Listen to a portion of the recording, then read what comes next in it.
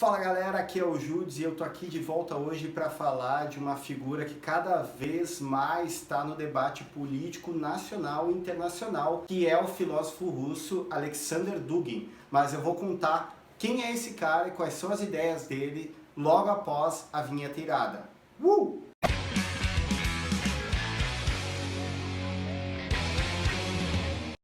Alexander Dugin nasceu em 1962 em Moscou, na época capital da União Soviética. Ele era filho então de um militar que fazia parte da inteligência soviética e de uma mãe médica. Ele vai então crescer, se formar, vai ter um mestrado em filosofia e 2 doutorados, um em sociologia e outro em ciências políticas. Já nos anos 80 ele já entra em grupos ocultistas com um sentimento anticomunista e ele vai ter uma simpatia muito evidente pelo nazismo e vai adotar inclusive um pseudônimo de Hans Siever em homenagem a Wolfgang Sievers, que foi então chefe de um think tank nazista que propagava os ideais racistas. Depois ele vai ficar sendo chefe de experimentos humanos, aquelas coisas bizarras que os nazistas faziam não só com judeus, mas também com eslavos, pessoas com deficiências e outras minorias que eles queriam eliminar da Alemanha. Em 88 ele vai ingressar no partido ultranacionalista com tendências conservadoras de direita, Pamyat, que em russo significa memória. Mas depois de um tempo ele vai acabar saindo porque ele não exerce a influência que ele intentava dentro do partido. Então ele vai fundar, em 93, junto com Limonov, o Partido Nacional Bolchevique, que basicamente pelo nome dá uma ideia do que ele vai propor como estratégia do pensamento dele, que é a Aliança Vermelha-Marrom, ou seja, uma aliança entre a esquerda nacionalista, e o nacionalismo ele é fundamental para entender o Dugin e a captura dele da esquerda, com o marrom, que são os fascistas. Ele vai ficar alguns anos e depois vai romper com o partido e vai fundar daí o Partido Euroasiático e depois vai se transformar em Movimento Euroasiático, porque é uma ideia central dele, como eu já expliquei em um outro vídeo, do Ivan Ilyin, que é o pensador do fascismo russo, que é um pouco anterior e que tem influência sobre Putin. Ele vai pensar numa Rússia como contraposição àquilo que ele chama de atlantismo. E essa parte é muito interessante para entender como ele captura a esquerda e o que está na base do livro principal dele, que foi lançado em 2012, A Quarta Teoria Política, porque, como eu falei para vocês, haveria 3 teorias políticas, liberalismo, comunismo e fascismo, que na batalha acaba ganhando o liberalismo. Então ele vai propor uma quarta que, na verdade, é um fascismo 2.0, embora ele negue isso. Bom, ele vai dizer, então, que os Estados Unidos, ele domina o mundo não só economicamente, mas culturalmente. Como ele é um leitor e ele segue muitos ensinamentos de um pensador francês supremacista branco, um dos caras responsáveis por organizar a nova direita francesa, a Nouvelle Droite, que é o Alain de Benoist, que eu já citei em outros vídeos aqui sobre a extrema-direita, ele vai pegar uma ideia, o Alain, lendo Gramsci, da batalha cultural e vai adaptar ela para a noção de metapolítica. Vocês podem ver que, por exemplo, o ex-chanceler brasileiro Ernesto Araújo falava de metapolítica no blog dele, que é uma coisa que a extrema-direita se apropria, que significa a dominação de um projeto político depende de uma dominação de valores culturais. Então eles vão batalhar culturalmente para dominar um povo, para poder dar cabo de um projeto político específico. Assim, o Dugin vai dizer que os Estados Unidos dominam o mundo culturalmente.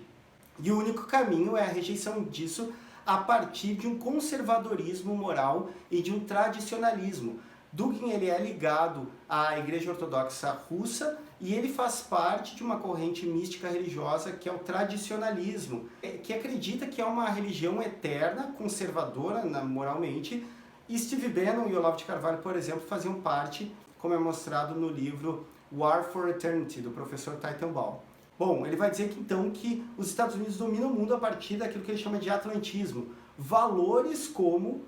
democracia, direitos humanos e pautas minoritárias, por exemplo, as pautas de gênero, LGBTQIA+,